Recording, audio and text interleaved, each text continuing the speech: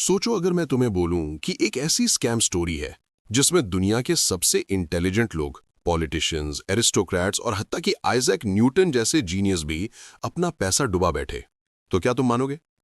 और सोचो, ये स्कैम कोई छोटा मोटा फ्रॉड नहीं था। ये एक गवर्नमेंट बैक्ड बबल था जिसने पूरे ब्रिटेन को ऑलमोस्ट बैंकरप्ट कर दिया। और असली सवाल यह है, कैसे एक नेशन जो मॉडर्न फाइनेंस का जन्म स्थल था, इतना बड़ा उल्लू बन गया? Welcome to the story of the South Sea bubble, एक ऐसी फाइनेंशियल मेनिया जो 1720s में शुरू हुई और जिसने ब्रिटेन की इकोनॉमी को हिला के रख दिया। और दोस्तों, ये सिर्फ हिस्ट्री नहीं है, ये आज के जमाने का भी मिरर है। Section 1, setting the stage, debt का समंदर। 1700s के शुरुआत में ब्रिटेन एक सुपर पावर बन रहा था, लेकिन एक प्रॉब्लम थी, debt. War of Spanish succession के बाद ब्रिटेन पर लगभग 31 मिलियन पाउंड का कर्ज चढ़ गया था। समझने के लिए, एक आम आदमी की एनुअल इनकम सिर्फ 20 पाउंड के आसपास होती थी। और उस वक्त एक प्रॉपर सेंट्रल बैंक सिस्टम भी नहीं था। बैंक ऑफ इंग्लैंड था, लेकिन वो नया और कॉन्ट्रोवर्शियल था। इसीलिए गवर्नमेंट ने एक जुगाड़ निकाला, प्राइवेट कंपनीज को यूज करो नेशनल डेट मैनेज करने के लिए। इसी जुगाड़ से आया एक नाम, द साउथ सी कंपनी। 1711 में बना और इसे दिया गया साउथ अमेरिका के स्पेनिश कॉलोनीज के साथ मोनोपोली ट्रेड लाइसेंस। आइडिया यह था कि लोग अपने गवर्नमेंट बॉन्ड्स एक्सचेंज करके कंपनी के शेयर्स ले लेंगे, गवर्नमेंट का डेट कम हो जाएगा और इन्वेस्टर्स को मिलेंगे फ्यूचर ट्रेड के प्रॉफिट्स। बात लॉजिकल लगती थी, लेकिन एक बड़ा प्रॉब्लम था। साउथ अमेरिका तो स्पेन के कंट्रोल में था। मतलब जो मोनोपोली दी गई थी वो प्रैक्टिकली एक सपना था। पर सपने बिकते हैं, और ये सपना बहुत महंगा बिकने वाला था। सेक्शन 2, ओरिजिन्स, स्कैम की नींव। साउथ सी कंपनी एक ऑर्डिनरी वेंचर नहीं था। इसके पीछे सबसे बड़े नाम खड़े थे। रॉबर्ट हार्ली, जो चांसलर ऑफ एक्सचेकर थे। किंग जॉर्ज वन खुद कंपनी के गवर्नर बने। सोचो, अगर किंग और पार्लियामेंट इसमें इन्वॉल्व हैं, तो आम इन्वेस्टर का कॉन्फिडेंस कहा जाएगा। ऑब्वियसली लोग सोचेंगे कि यह तो सरकारी गारंटी है। ट्रेडिंग से प्रॉफिट कमाया तो दूर की बात थी, कंपनी के पास सिर्फ एक बड़ा कॉन्ट्रैक्ट आया, एसिएंटो, स्पेनिश कॉलोनीज को स्लेव सप्लाई करने का। मॉरली डिसगस्टिंग और फाइनेंशियली भी फेल। कंपनी के डायरेक्टर समझ गए कि असली पैसा ट्रेड में नहीं, डेट को शेयर्स में बदलने में है। और वहीं से स्टार्ट हुआ एक फाइनेंशियल इल्यूजन, एक ऐसा जुगाड़ जिसमें रियल बिजनेस के बिना सिर्फ पेपर प्रोमिसेस बिक रहे थे। Section 3, rise, mania of 2020। अब चलते हैं 1720 में, जो साल हिस्ट्री में लिखा गया as the year of madness. South Sea company ने एक बड़ा प्लान अनाउंस किया कि वो ऑलमोस्ट पूरा नेशनल डेट अपने शेयर्स के थ्रू अब्सॉर्ब कर लेंगे। मतलब, अगर तुम्हारे पास गवर्नमेंट बॉन्ड्स हैं तो तुम उन्हें साउथ सी के शेयर्स में बदल लो। इन्वेस्टर के लिए ये गोल्डन टिकट जैसा लगता था, क्योंकि गवर्नमेंट के डेट तो पार्लियामेंट बैक्ड थे, रिस्क जीरो जैसा लग रहा था। कंपनी ने एक और स्मार्ट मूव किया, इजी क्रेडिट। मतलब, तुम्हें पूरा कैश देने की जरूरत नहीं थी, थोड़ा डिपॉजिट दो और बाकी उधार पर लो, प्रॉफिट से रीपे कर देना। ये लेवरेज ड्रिवन सिस्टम ने बबल को और तेज इन्फ्लेट किया। जनवरी 1720 में शेयर प्राइस था 128 पाउंड, जून तक 1000 पाउंड।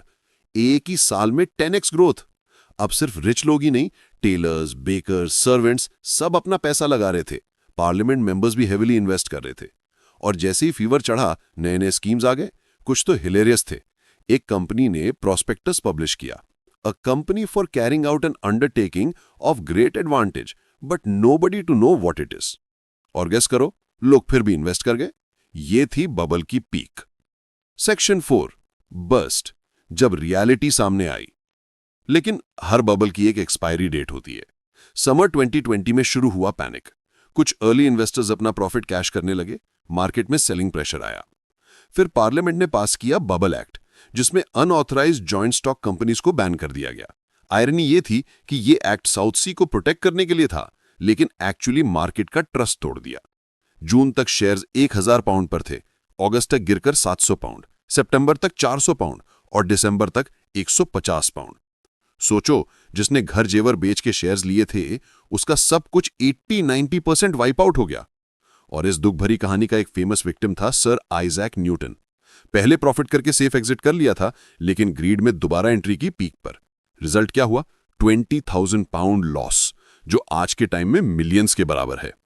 न्यूटन ने बाद में बोला, I can calculate the motions of heavenly bodies but not the madness of people. और इस लाइन ने बबल को इमॉर्टल कर दिया। सेक्शन 5, आफ्टरमैथ, तबाही और इंक्वायरी। साउथ सी बबल का कलाच ने पूरा ब्रिटेन हिला के रख दिया। थाउजेंड्स ऑफ इन्वेस्टर्स बैंकरप्ट हो गए, कुछ एरिस्टोक्रेट्स ने सुसाइड तक कर लिया। पार्लियामेंट ने इंक्वायरी स्टार्ट की और करप्शन के छुपे हुए राज सामने आए। पॉलिटिशियंस को फ्री शेयर्स दिए गए थे, मिनिस्टर्स को ब्राइब करके स्कीम्स पुश करवाई गई थीं। हाई प्रोफाइल लोग डिसग्रेस के साथ रिटायर करने पे मजबूर हो गए। कुछ पे लीगल एक्शंस भी आए। गवर्नमेंट ने डैमेज कंट्रोल के लिए बैंक ऑफ इंग्लैंड और ईस्ट इंडिया कंपनी को बुलाया ताकि डेट रीस्ट्रक्चरिंग हो सके। लेकिन आम लोगों का भरोसा टूट चुका था। मार्केट पर एक परमानेंट शैडो आ गई। अब दोस्तों, असली ट्विस्ट ये है कि ये सब हिस्ट्री रिपीट हो रही है। .com बबल 1990s में सिर्फ .com लगाने से कंपनीज की वैल्यूएशन स्काई हाई चली गई। नैस्डैक 400% ऊपर गया, फिर क्रैश होकर 78% down. 2008 financial crisis, toxic debt को सेफ इन्वेस्टमेंट्स के नाम पर बेचा गया, बिल्कुल साउथ सी की तरह। Result, trillions wipe out. Crypto और meme stocks, recent years 1000x gains in months, hype driven valuations, leverage trading, और फिर mass losses। एक 2022 स्टडी ने दिखाया कि 90% रिटेल क्रिप्टो इन्वेस्टर्स ने पैसा लूज किया। सोचो, 1720 में लोग इन्वेस्ट कर रहे थे in a company nobody knows what it does, और आज भी हमने $billion प्रोजेक्ट्स देखे जिनके पास कोई रियल रेवेन्यू मॉडल ही नहीं था। न्यूटन की लाइन आज भी उतनी ही रेलेवेंट है। तो क्या सीखे हम साउथ सी बबल से? 3 clear lessons. Credibility is not safety. अगर किंग या पार्लियामेंट इंडोर्स करते हैं, इसका मतलब सेफ नहीं होता। आज भी सेलेब्स बिलियनर्स इंडोर्स करते हैं, लेकिन स्कैम फिर भी हो सकता है।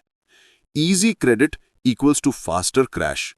जब लेवरेज, इंस्टॉलमेंट या मार्जिन ट्रेडिंग आता है तो बबल और तेज बनता है, लेकिन बर्स्ट भी उतना ही वायलेंट होता है। Human psychology is the real bubble. Technology बदलती है, लेकिन ग्रीड और फोमो सेम रहता है। न्यूटन जैसा जीनियस भी ग्रीड के जाल में फंस गया। वार्निंग ये है कि जब भी तुम्हें लगे कोई स्कीम गारंटीड वेल्थ प्रॉमिस कर रही है, 1 सेकंड रुककर सोचो, रियल बिजनेस क्या है, प्रॉफिट कैसे आएगा? क्योंकि हर बबल एक ही चीज बोलता है, दिस टाइम इट्स डिफरेंट। और रियलिटी ये है कि कभी भी डिफरेंट नहीं होता। अगर तुम्हें यह स्टोरी इंटरेस्टिंग लगी तो हिस्ट्री को सिर्फ एक कहानी मत समझो, ये आज के लिए एक वार्निंग सिग्नल है। इस वीडियो को शेयर करो, सब्सक्राइब करो और बेल आइकन दबा दो, क्योंकि अगला बबल शायद तुम्हारे सामने ही बन रहा हो। और सवाल यह है, तुम उसे पहचान पाओगे या उसमें फंस जाओगे?